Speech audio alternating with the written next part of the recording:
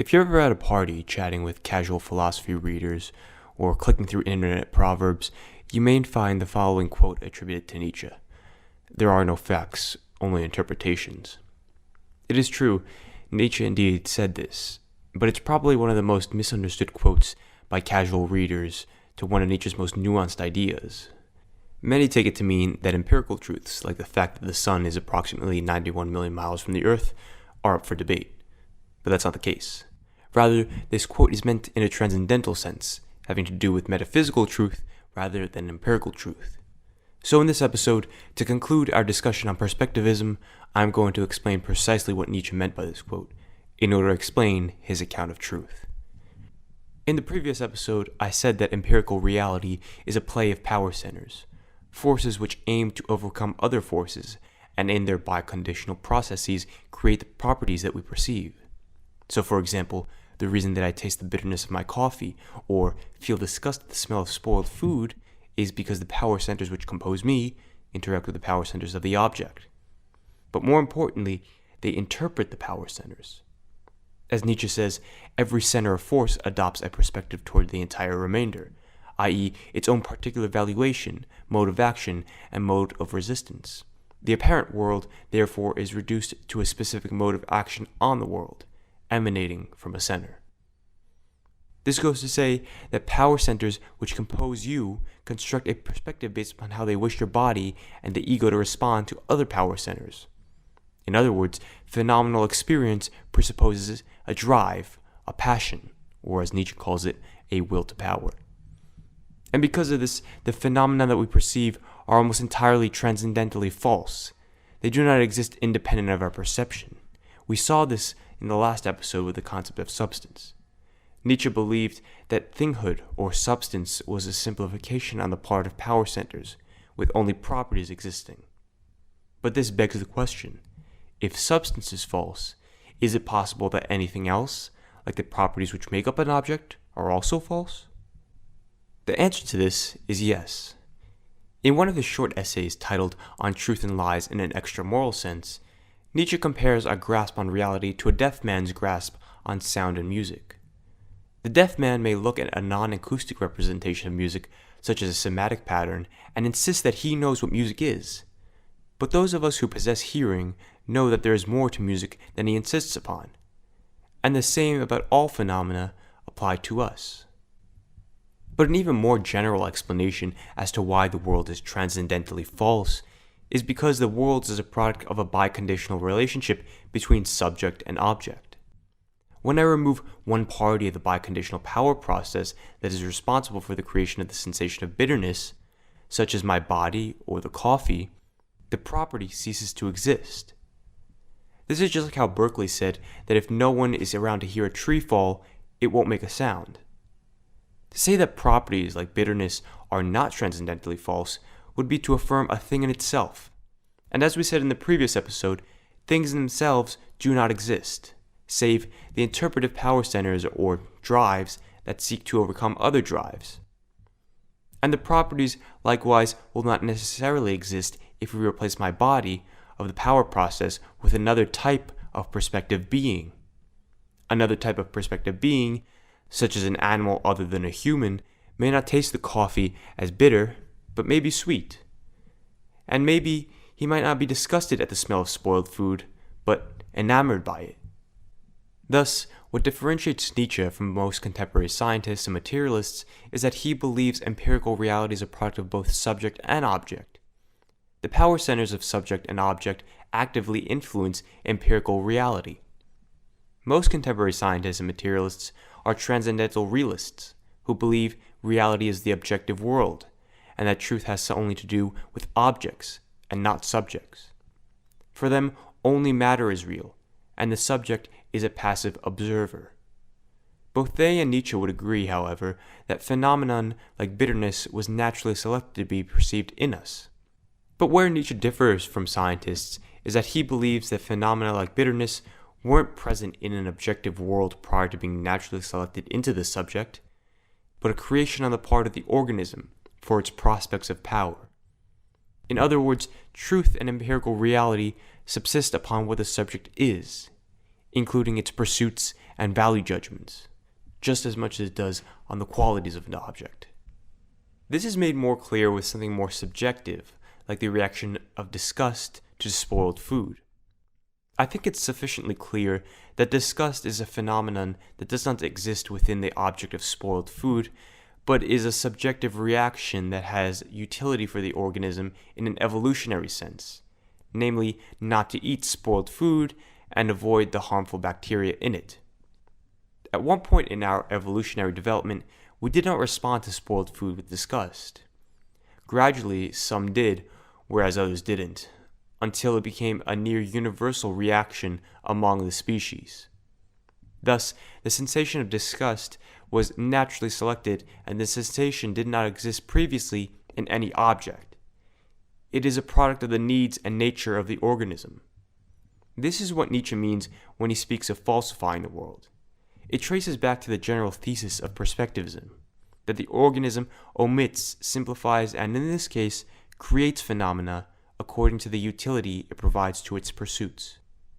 The same formula holds for all of empirical reality, including the properties which appear much more real, like the extension and resistance of matter.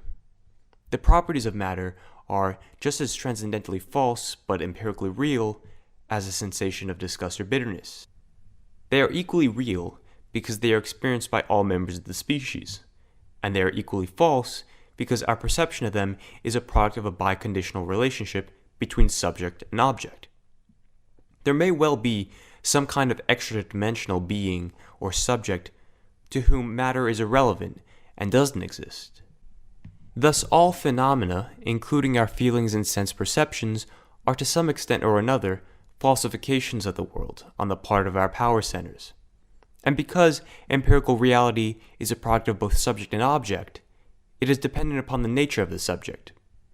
A human subject may perceive the world in one perspective, whereas a canine subject may perceive the world in another equally real perspective. Just like how our phenotypes are a product of our entire evolutionary lineage, so too is our phenomenal experience. The way that evolution works is that disparities in phenotypes resulting from genetic drift are put to the test by environmental factors. Phenotypes that are beneficial or neutral in the quest to survive and reproduce are then passed to future generations. Hence, traits are naturally selected. Nietzsche believes that the individual actively influences the phenomenal experience of its descendants, and that its ancestors did the same for the individual. At any given time in its evolutionary history, the organism will interpret phenomena according to its needs. Given the multifarious nature of empirical reality, the organism can choose to omit, emphasize, and select the boundaries of its aspects. That interpretation, or perspective, will then be exposed to selection pressures and put to the test just like our physical traits, and finally will be inherited by the organism's offspring. Interpretations that are conducive to the organism's needs are then naturally selected from generation to generation until they enter consciousness as necessary and universal phenomena for the entire species or subspecies.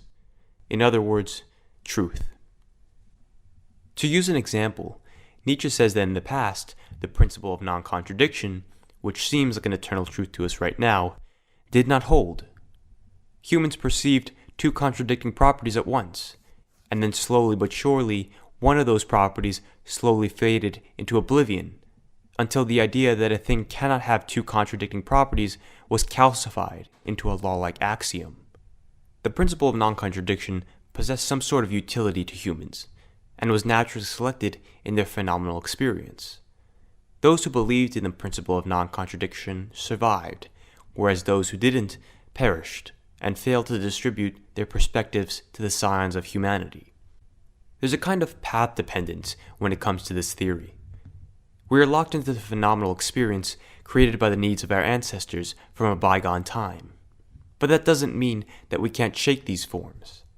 Individuals can slowly but surely reinterpret their phenomenal experience according to their own needs. Nietzsche also has a couple accounts of this, especially when it comes to morality.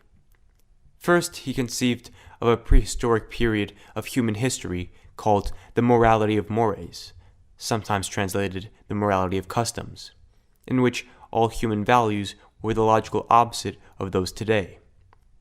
Nietzsche writes, "It is this pride, however, that makes it almost impossible for us today to empathize with the vast era of the morality of mores which determined the character of mankind, when suffering was everywhere counted as a virtue, revenge as a virtue, cruelty as a virtue, dissembling a virtue, slander of reason as a virtue, and when on the other hand well-being was counted as a danger, thirst for knowledge as a danger, peace as a danger, pity as a danger, being pitied as a disgrace, work as a disgrace, madness as divine, change as the very essence of immorality and pregnant with disaster." This was an era when man was being conditioned to be predictable. Thus, these values were esteemed because they yielded predictable men. More on this is found in the second essay of the Genealogy of Morals and the beginning of Daybreak. Since then, these values have been reinterpreted, and part of becoming master over any phenomenon includes forgetting its origin. Nietzsche's most famous account of reinterpretation is that of good and evil in the Genealogy of Morals, where he explained how the two concepts were reinterpreted from a master morality into a slave morality. I won't get into the details of this, since it's quite a well-known theory, and plenty of other forms of media cover it. So if phenomenal experience is in flux, it leads us to the question, what is truth? If the empirical world is subject to the interpretation of power centers, then truth and perception ultimately subsist upon phylogeny.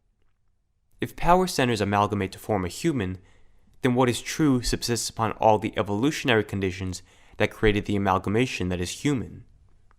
Whereas if they amalgamate to form another being like a dog, then what is true and real subsists upon the evolutionary conditions which created that amalgamation.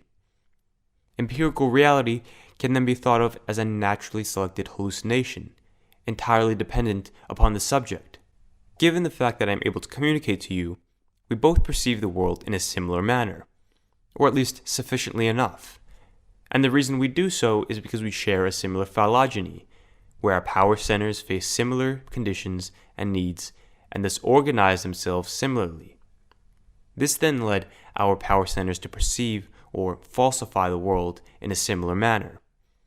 Truth and perception are based upon a shared phylogeny. An animal or being in a very distant part of the phylogenetic tree of life does not necessarily not perceive the world, but because its power centers face different conditions and needs, it has falsified the world in a way that is different from us, which we cannot understand, and which cannot be communicated. It seems then that humans conflate truth for perceiving the world as they do. If a being does not perceive the world as we do, then surely it cannot communicate itself to us. But we interpret its inability to communicate as a deficiency in its intellectual capacity, or a deficiency in its ability to perceive the world entirely. We do not interpret it as having a different perception of the world. This idea reminds me a lot of when in philosophical investigations, Ludwig Wittgenstein says, "If a lion could talk, we would not understand him." By this he means that even if the lion were to articulate itself in a human language, like English, we still wouldn't be able to communicate with it, because the way that the lion understands the world is totally alien to us. This process of interpretation and reinterpretation of the world continues with you, the individual. Just like how you are still part of the evolution of the human species, so too are you part of the evolution of the truth of the human species and its subspecies.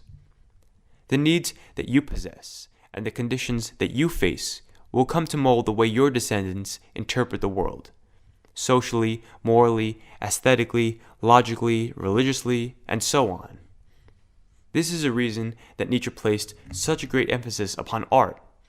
For him, it's a kind of medium for the individual to manifest and celebrate his most meaningful values, to decorate them with all sorts of curlicues and embellishments. In short, to disguise its appearance, to lie. It's in the nature of humans to do this. To Nietzsche, this sort of mendaciousness is human nature and is to be celebrated. As we shall see, Nietzsche's philosophy culminates in this very process. His chief aim is the revaluation of Christian-laden values. The nihilism and pessimism of Europeans demands Nietzschean values. So that's all for today. Whereas other times I completed the video by offering a summary of it, this time I'll leave you with a passage by Nietzsche to conclude our topic on perspectivism and Nietzsche's metaphysics in general. If you enjoyed the video, please like or leave a comment. Otherwise, till next time. That the value of this world lies in our interpretation. That other interpretations than merely human ones are perhaps somewhere possible. That previous interpretations have been perspective valuations by virtue of which we can survive in life, i.e., in the will to power, for the growth of power. That every elevation of man brings with it the overcoming of narrower interpretations. That every strengthening and increase of power opens up new perspectives and means believing in new horizons. This idea permeates my writings. The world with which we are concerned is false, i.e., is not a fact, but a fable, an approximation on the basis of a meager sum of observations. It is in flux, as something in a state of becoming, as a falsehood, always changing, but never getting near the truth. For there is no truth.